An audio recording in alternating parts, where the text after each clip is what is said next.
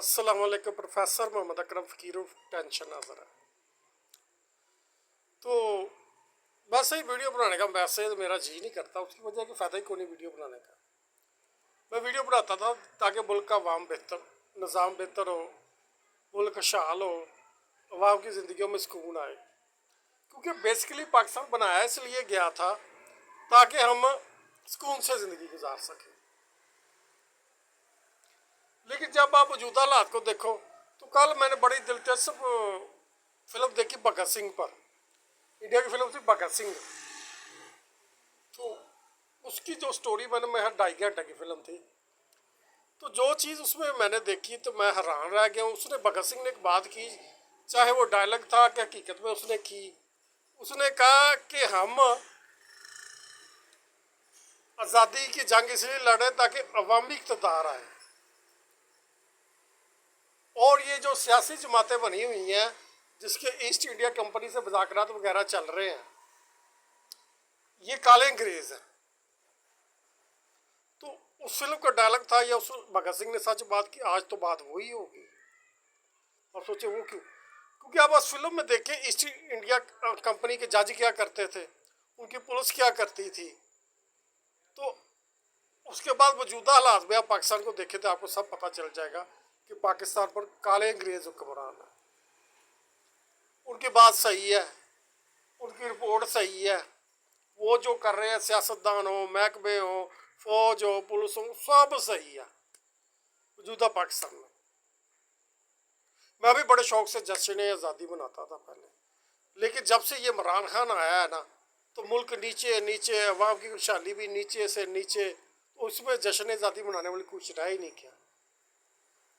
अब जश्न आज़ादी तब मनाना बनता है जब पाकिस्तान पर अवामी हुकूमत हो, जिसमें ना कोई सियासतदान होगा, ना कोई MPA होगा, ना कोई MNA होगा, ना कोई इस्टेब्लिशमेंट होगी, ना कोई क्या कहते हैं उसको, ब्यूरोक्रेसी होगी। आप सोचिए ये कैसे।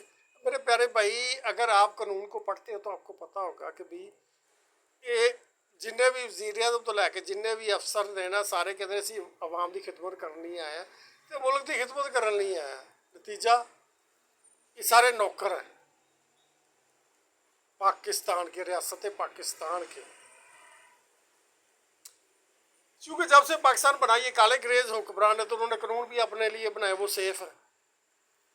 और सबसे ज़बरदस्त बात ये जो मौजूदा हालात में देखिए, सोशल मीडिया पे यही कुछ चल रहा है कि जश्न आज़ादी मनानी चाहिए कि नहीं मनानी चाहिए।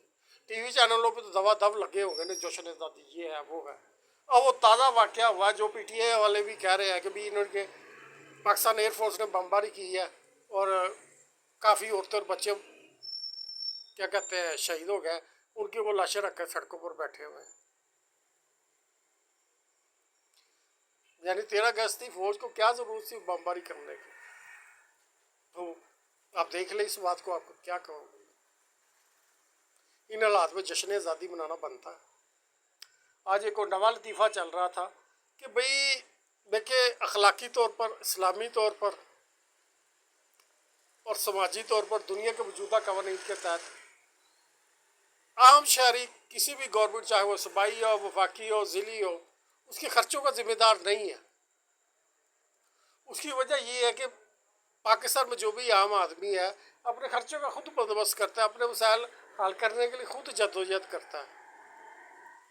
तो फिर ये 200 यूनिट का फार्मूला और ये नए से नए टैक्स और ये बिजली के रेट और पेट्रोल के रेट, ये सब बातें इस तरफ जा रही है कि पाकिस्तान में ना कोई अखलाकी निज़ाम है, ना कोई सियासी निज़ाम है, ना कोई समाजी निज़ाम है, सिर्फ नोटिफिकेशन मंगाई है। लिहाजा इन हालात में भाई मेरा तो नहीं ज़मीर गवारा करता कि वो जश्न आज़ादी मनाऊँ। ना लोगों को, ना रेडी वाले को काम करने दिया जा रहा है कि भाई उधर चलो ये वो, ना किसी दुकानदार को काम करने दिया जा रहा है पैराफोर्स के थ्रू, ना वो क्या कहते हैं ट्रांसपोर्टर को काम करने दिया जा रहा है, ना फैक्ट्रियों वालों को काम करने दिया जा रहा है। अब ये करें वो करें, लटर पटर। उसके पीछे कौन है? वो क्यों नहीं काम करने दे रहे?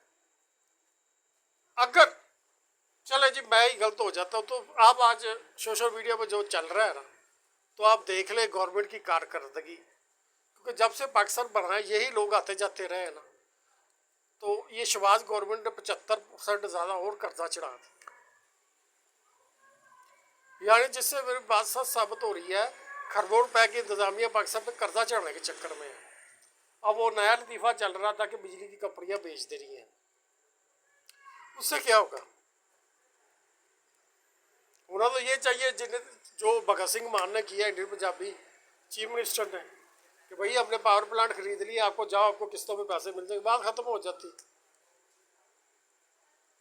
तो चूंकि सोशल मीडिया में ये बातें चली प्लांट सारे ने वीआईपी इजहार किए, लिहाजा वो नहीं कर रहे, उनका मफाद नहीं है।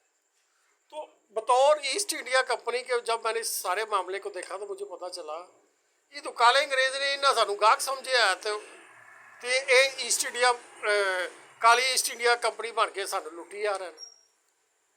जिसकी मिसाल मैं इस तरह देता हूँ, देखो एक आदमी को 30,000 तनख्वाह है, तो उसमें आप ये भी टैक्स लगा दें, रोजाना पेट्रोल से भी पैसे, तो उसकी तनख्वाह से तो पैसे कट रहे हैं, तो क्या कटने से उसकी ज़िंदगी आसान होगी कि मुश्किल? सिंपल सी बात है, मुश्किल होगी।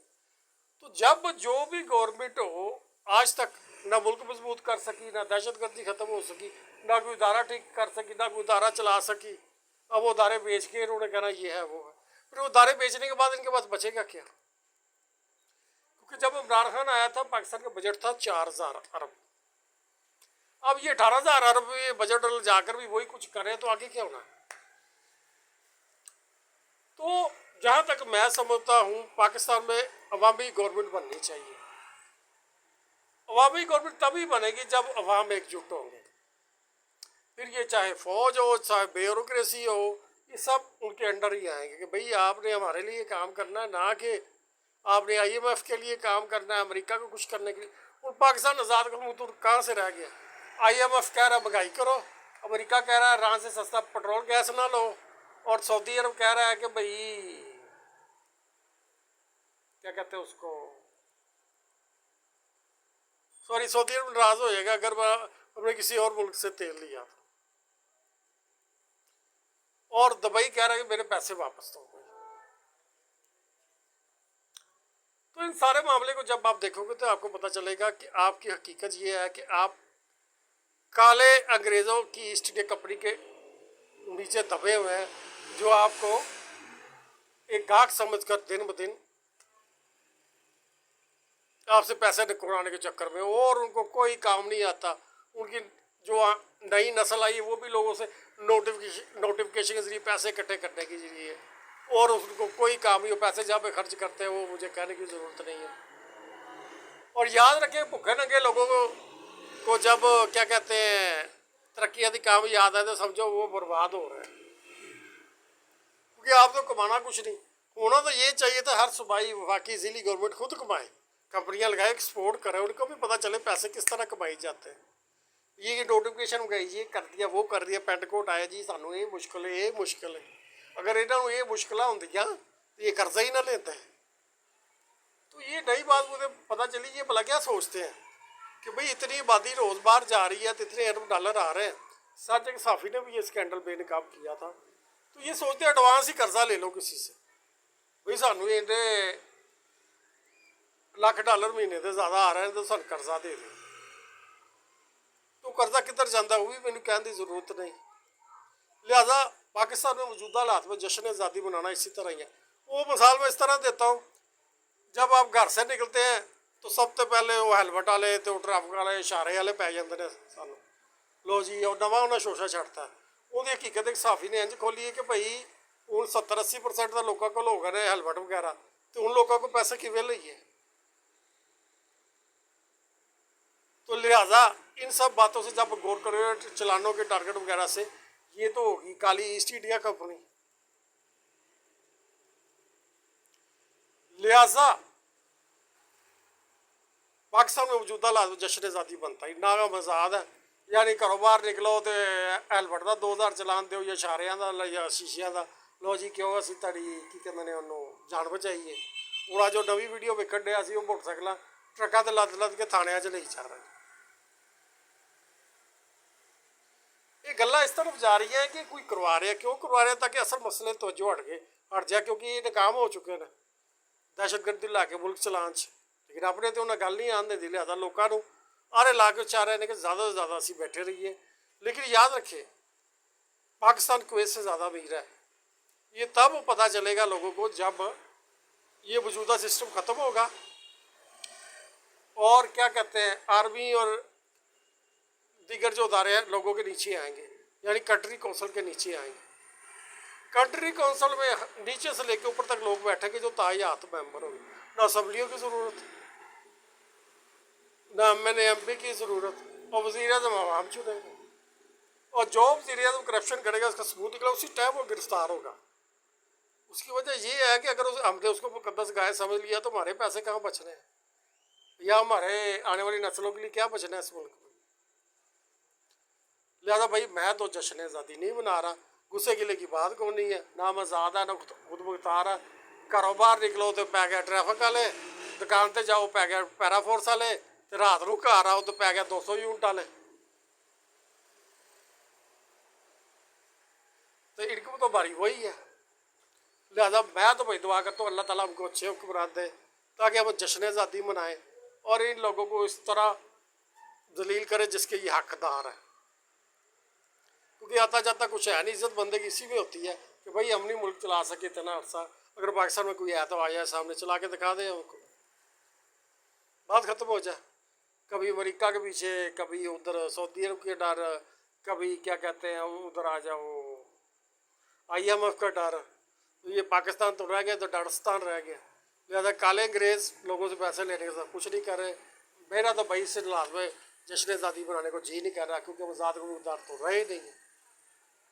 क्योंकि नोटिफिकेशन महंगाई जब तक ख़त्म नहीं होगा, गवर्नमेंट खुद कमा कर लोगों पर खर्च नहीं करेगी। अक्सर लोगों ने गवर्नमेंट क्यों कमाएगी भाई। और भाई गवर्नमेंट जब हम अपना मसले खुद हल कर सकते हैं तो ये खरबों रुपए की इंतजामी के साथ कोई 150 अरब डॉलर ही नहीं कमा सकते। अगर ये नहीं कमा सकते तो फिर भाई अल्लाह ही हाफ़िज़ है।